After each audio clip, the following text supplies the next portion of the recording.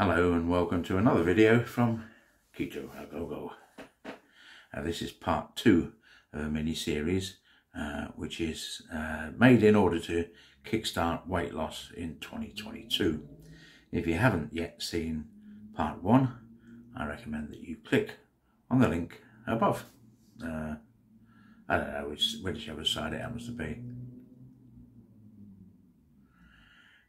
I'm going to have a guess and say that side. I don't know. Now, anyway, what came first, the weight or the diabetes?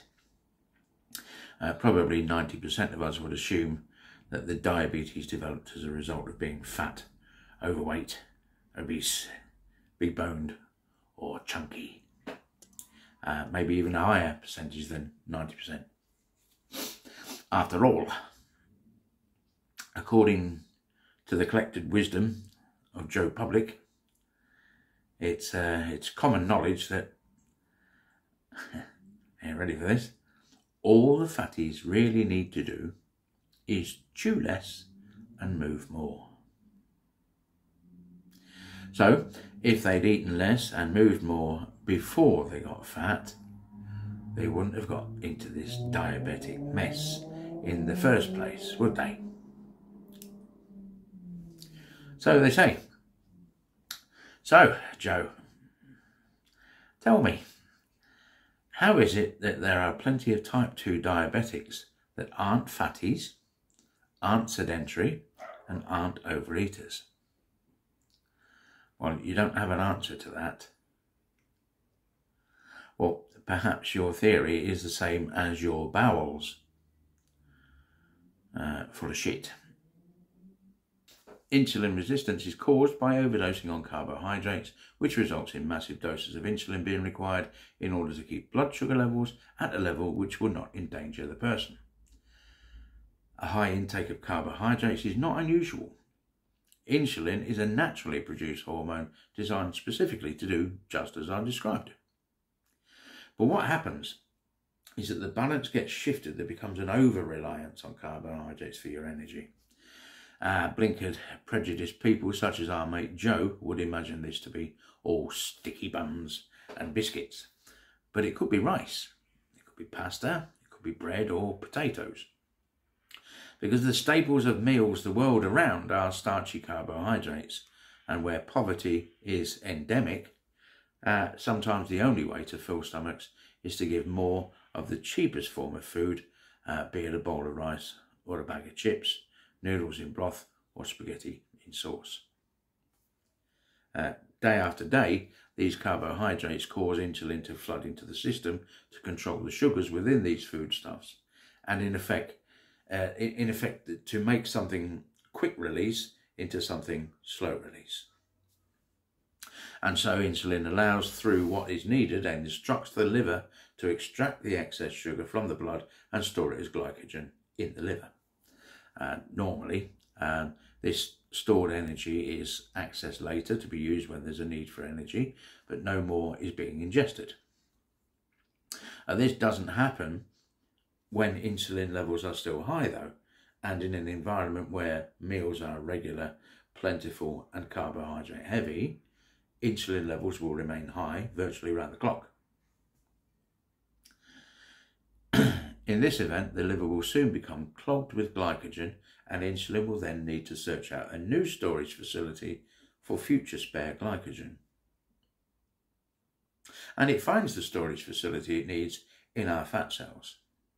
It shoves in the glycogen, and in order to do so, it uses an enzyme to break down the glycogen, which is a triglyceride molecule. If you imagine 3 strands, and it has to cut those, separate them so that they can fit through the little doorway into the interior of the fat cell.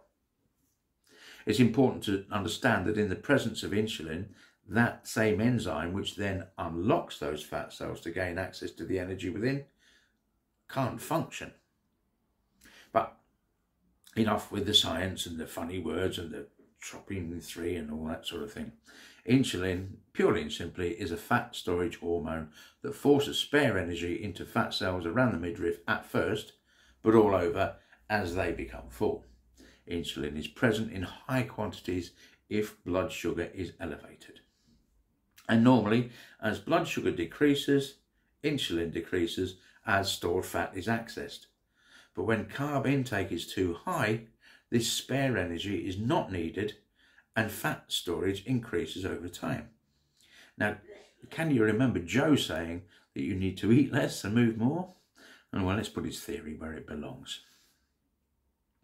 The same place where the contents of his bowels go.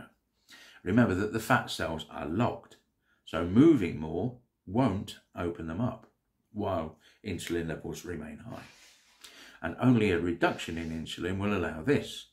But here's the thing. When we exercise, our body sends signals that it urgently requires energy, and so the cravings begin for a quick energy burst.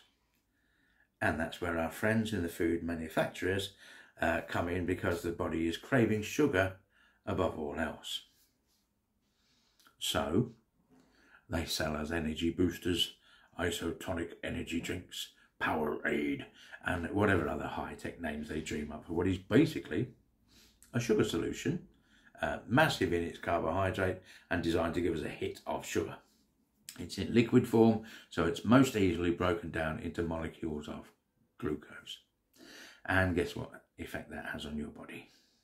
Yeah. You get a flood of insulin. And so therefore the fat cells that you're trying to open up and trying to burn off stay locked.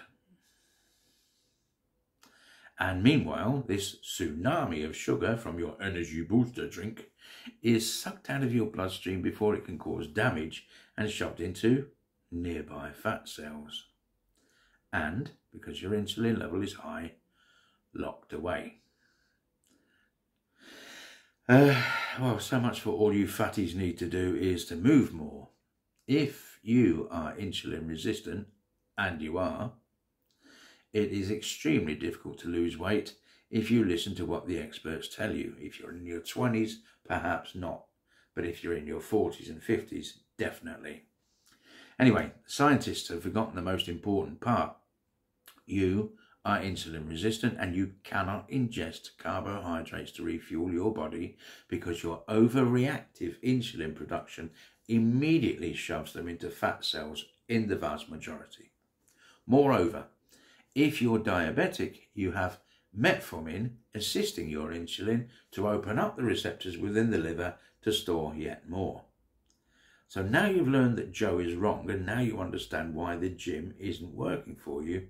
Perhaps we can begin to find a way for us to lose weight. Something that works for an overweight person who is insulin resistant. And as we explained in the first video, that's virtually everyone who has elevated insulin resistance, who has excess weight to lose. So we're going to need to reverse engineer this problem and understand that this is a special condition, and what works for the gym bunnies of this world will not work for us. We'll leave Joe to figure it out for himself from here on. Now, our first light bulb moment is to realise that quick release sugars are our mortal enemy when it comes to fueling our system. They're poisonous to us, and they're making our health worse. And if you aren't going to embrace that, if you don't have the inner strength to deal with that, you are 100% destined to fail.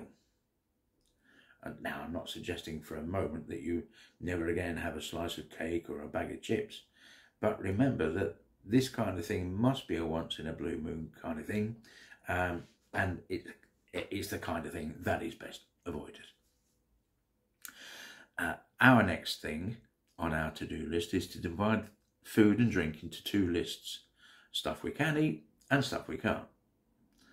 Now, this might seem obvious, but many foods have hidden sugars in them, and deliberately hidden sugars at that. And it can be difficult to see through the thick layer of bullshit spouted by food manufacturers. And this has led to the average diet in the UK having up to 60 grams of hidden sugar a day. That's hidden sugar. And this is twice the recommended daily intake for healthy people. And Point one, we aren't healthy people. And point two, the 60 gram figure relates only to the hidden sugar, the additional sugar. And this is where the problem is. We're supposed to be taking 30, we're all taking 90. So what are the good foods? What are the bad foods? Let's put it this way. If it had to go into a factory to be processed in order to make it attractive and edible, the chances are that it's been laced with sugar.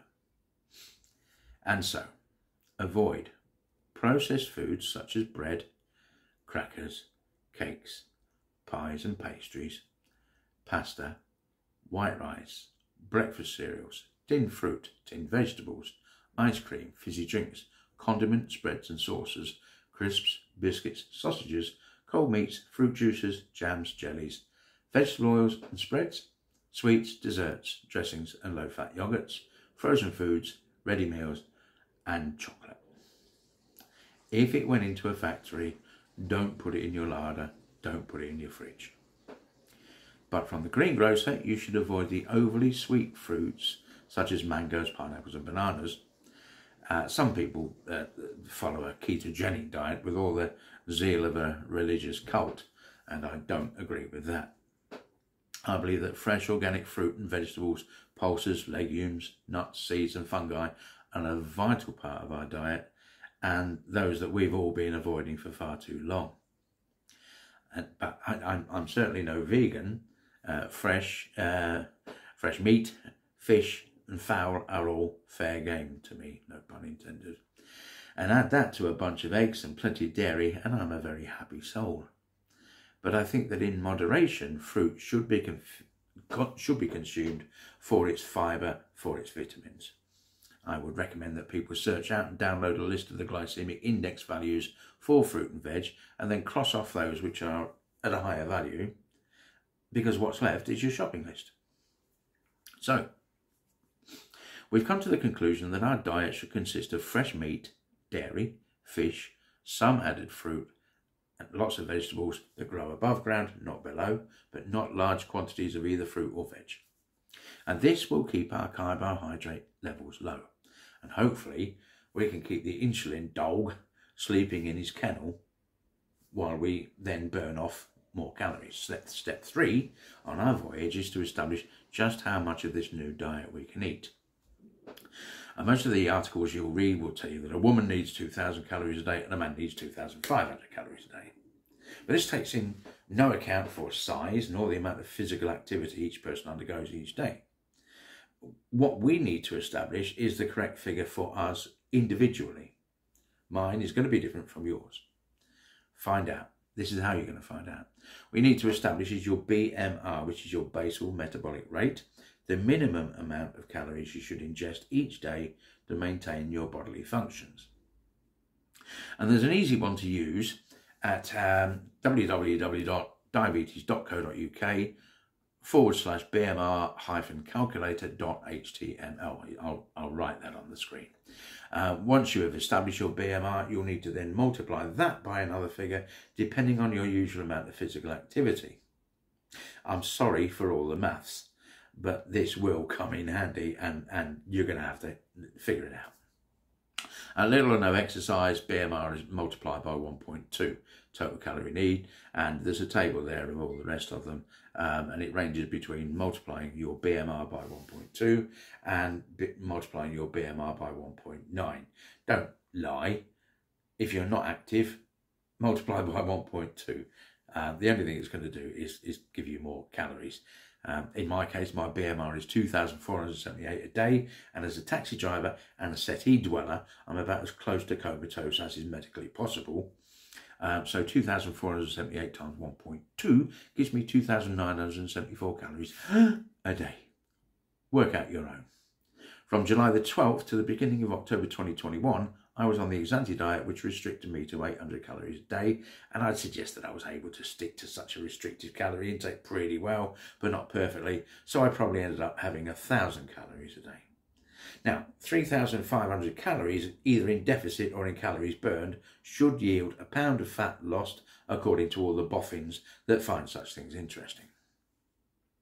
So I followed that diet as well as I could for around 80 days at around 2,000 calories a day. So altogether, 160,000 calories in deficit over that time. At 3,000 calories per pound, my 160,000 calories should have been 45 pounds lost. And my actual weight loss was 42 pounds. So hey, wait a minute. This formula actually works. So join me in part 3, where I'm going to lay out my cunning plan for you and me and the rest of the viewers to lose loads of weight during 2022. Thanks for watching. Enjoy your New Year celebrations.